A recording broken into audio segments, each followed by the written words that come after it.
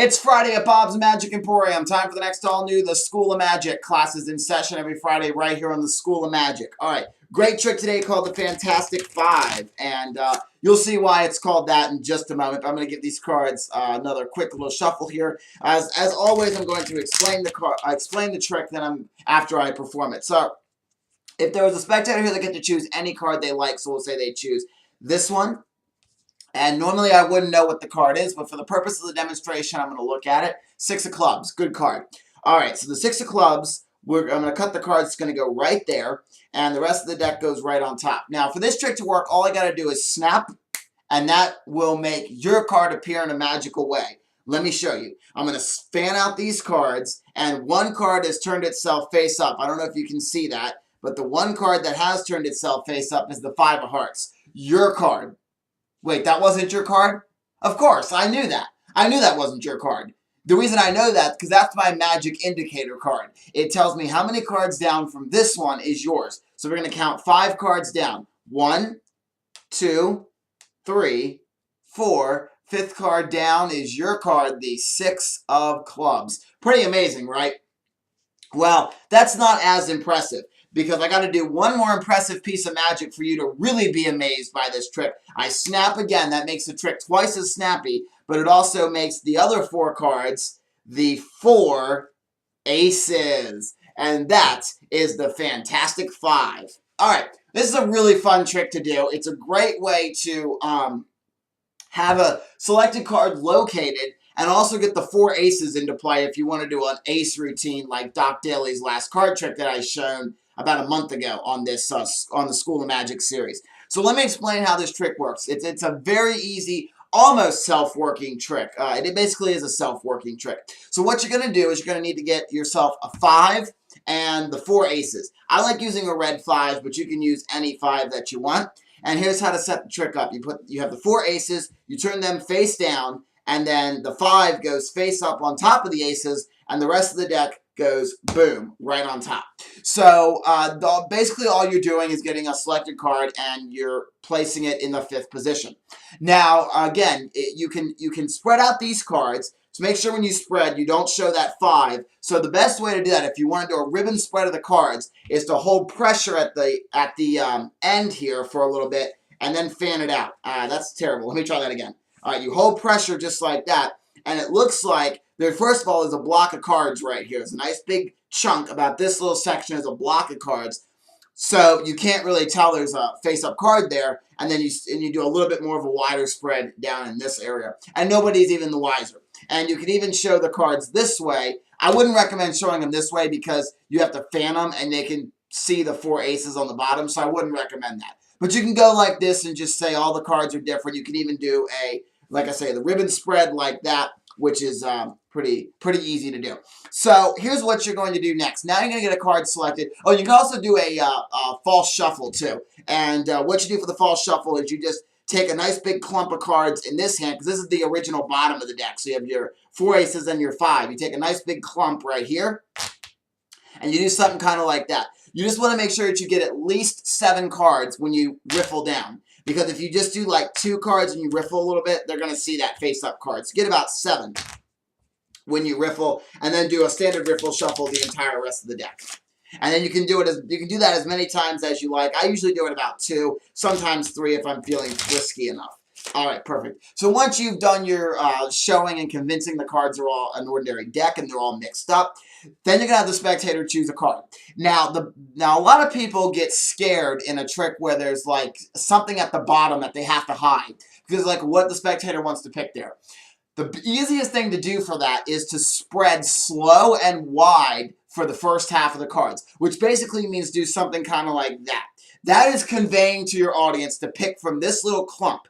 Now, if you get that really bad spectator who wants to pick from the bottom, even when you do the slow and wide spread, what I like to do is they start reaching for the bottom here. I say, well, wait just a moment. Let's not use a bottom card or a top card, because I may know the top few and the top few cards and the few cards on bottom. I may have memorized those. So get one that I couldn't know. Get one from the center.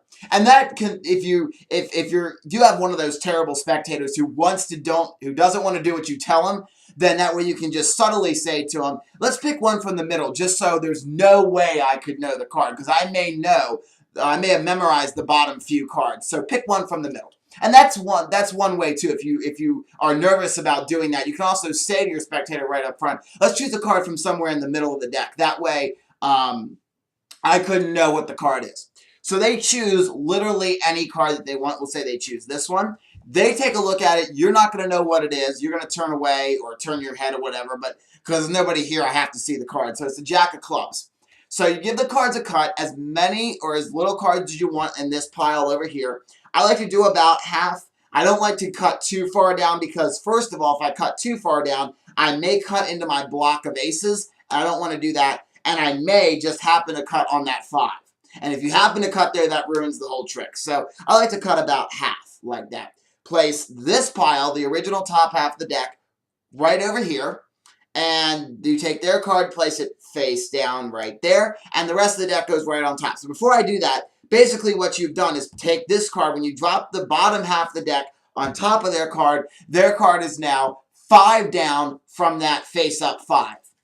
So that just drops right down there. And now what you're going to do is you can do anything you want. If you have a wand, you can wave it. You can snap your fingers. You can have your spectator say a magic word, whatever you want to do. But really play it up as, okay, let's try to get your card. I snap, and your card, again, you can do a ribbon spread if you want. You can spread through the cards like this till you come to that face-up 5, whatever you want to do. I like the ribbon spread a lot because, you know, it's nice when you spread it and then they see that 5 right there is the only face-up card.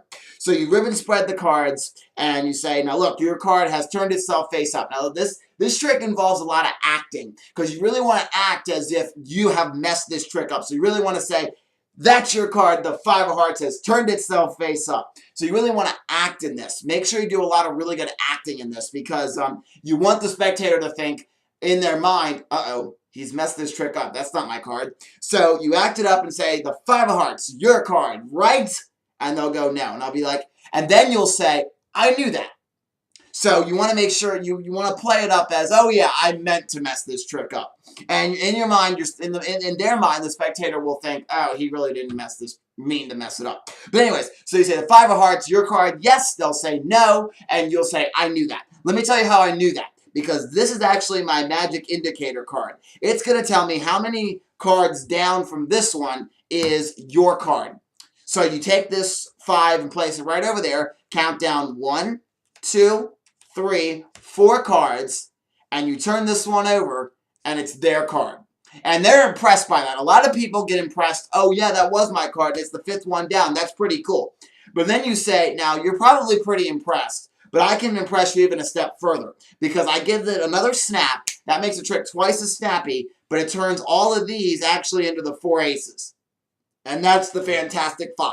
Now, again, now you have the 4 aces in place. So you can pick up these 2 cards, you can put them back in the deck, and you can do a trick like Doc Daly's last card trick with the 4 aces. Another thing that you can do, too, is instead of having a 5 as the face-up card, this can be called the Fantastic 6. Let me show you what you can do with the 6 if you want. So you get any 6 that you want, and you're going to get the... Oh, never mind. You can't do that because... Do you have the aces as the... Oh, no, you still could do that. I'm sorry. I'm thinking of something different. So get rid of your aces. Put them off to the side. You need an ace of spades. And you need the 10 of spades. You need the... where is it?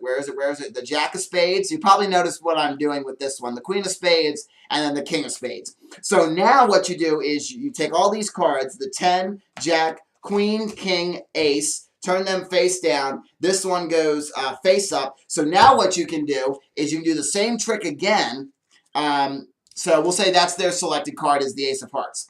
So now you do the same trick again, but instead of making the 4 aces appear, you have a 6. You show the card is the 6. That's the indicator card. You go 1, 2, 3, 4, 5. 6 is the Ace of Hearts. And now you can say, but let's make a really good poker hand. You snap and you say, but I could actually turn these 5 cards into a really good poker hand, a royal straight flush. So you could certainly do this trick with a royal straight flush if you didn't want to do the aces. But I think the aces are a little bit more magical to do it that way. But you can certainly do this Whirl Straight Flush option. And if you have your own card tricks that use certain cards, so let's say that you do like Doc Daly's last card trick, but instead you do it with the kings or something, then you can have the 4 kings instead of the 4 aces. Any 4 cards that you want can be the ones that are the face down cards between their card and the face up indicator card. But I like using the aces, like I say, because I can go right into another ace trick, like a switching of the aces or something like that. Right afterwards. So that is the Fantastic 5 card trick, a really cool trick. I also want to thank Purple Link Lego 11 for this card trick because he actually showed this to me. I think I learned this a couple years ago, but I forgot about it. He showed it to me and I relearned it. So thank you to Purple Link Lego 11 for showing me the Fantastic 5 and making me remember this awesome card trick. Thank you so much for watching the School of Magic, and make sure to register on my website. Follow me on Twitter, like me on Facebook, and add me to your Google Plus circles. That's going to do it for today's School of Magic. Hope you enjoyed, and I'll see you next Friday for another all-new The School of Magic. You know how to mix up cards? You say, "You are not cards. You are not cards." The magic karate works. Whoops. Okay. Yes. Perfect. Of course, you get the 2 tubes, and you get a certain amount of bottles. Let me grab party. Adults love the trick, too. Don't get me wrong, but I think kids love it a little bit more than it looks. It looks like you're actually taking and shuffling the cards.